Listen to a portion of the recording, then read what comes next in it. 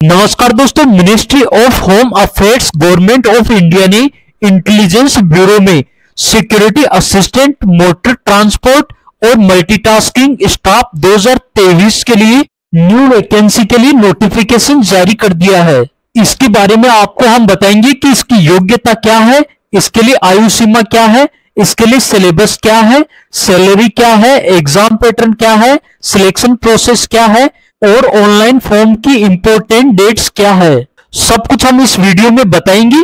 साथ ही यदि आपने अभी तक सरकारी रिजल्ट एग्जाम को सब्सक्राइब नहीं किया है तो जरूर करें, क्योंकि सरकारी रिजल्ट एग्जाम देता है यूट्यूब पर सबसे तेज और सबसे सटीक सभी सरकारी नौकरियों से संबंधित अपडेट।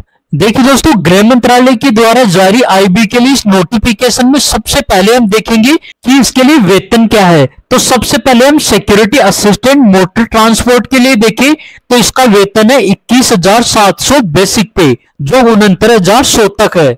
यदि हम एमटीएस के लिए देखें तो इसका बेसिक पे 18,000 से स्टार्ट है, जो 56,900 तक है। आगे हम देखते हैं इसके लिए क्वालिफिकेशन। यदि इसकी क्वालिफिकेशन की बात करें तो इसके लिए मेट्रिकुलेशन यानी 10th पास या 10th के इक्विवेलेंट किसी भी बोर्ड या यूनिवर्सिटी से होना जरूरी है। साथ ही आप जिस राज्य के लिए आवेदन कर रहे हो वहां का आपके पास मूल निवास होना जरूरी है। यदि आप सिक्योरिटी असिस्टेंट मोटर ट्रांसपोर्ट के लिए आवेदन कर रहे हो तो आपके पास light motor vehicle valid driving licence होना आवश्यक है। ध्यान रहे, यह केवल security assistant motor transport post के लिए आवश्यक है। साथ ही आपको मोटर मैकेनिज्म का नॉलेज होना आवश्यक है।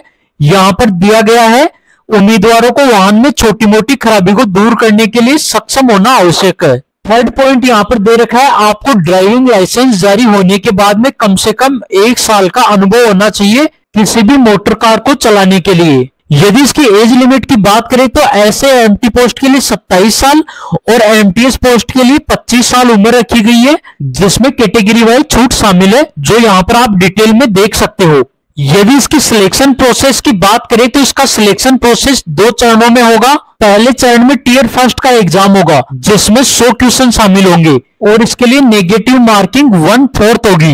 यदि इसका सिलेबस देखें तो जनरल अवेयरनेस के 40 क्वेश्चन होंगे, क्वांटिटी एप्टीट्यूड के 20 क्वेश्चन होंगे, numerical arithmetic logical ability and reasoning के 20 क्वेश्चन होंगे, इंग्लिश लैंग्वेज के 20 क्वेश्चन होंगे, यानी टोटल 100 क्वेश्चन होंगे। प्रत्येक क्वेश्चन 1 नंबर का होगा, जिसके लिए 1 घंटे का समय दिया जाएगा। टियर फर्स्ट क्वालिफाइड अभ्यर्थी टियर 2 में शामिल हो सकते हैं। टियर 2 में ऐसे एमटी पोस्ट के लिए क्या होगा, motor mechanism and driving test, जिसके साथ में आपको एंट्री होगा। यह 50 मार्क्स का होगा, जिसके लिए आपको मिनिमम 40% स्कोर करना है। साथ ही एमटीएस टियर 2 में डिस्क्रिप्टिव टेस्ट होगा इंग्लिश लैंग्वेज का। यह 150 शब्दों के लिए होगा। यह पार्ट 50 नंबरों का होगा, जिसमें से आपको क्वालिफाई के लिए कम से कम 20 नंबर होना जरूरी है। यहाँ पर दोस्तों बताया गया है, candidate 10 times the number of vacancies would be called of tier 2 exam, यानी टियर फर्स्ट में 10 गुना कैंडिडेट को पास किया जाएगा, जिनको टियर 2 के लिए बुलाया जाएगा। आगे हम देखते हैं इसके ऑनलाइन एप्लीकेशन डेट की।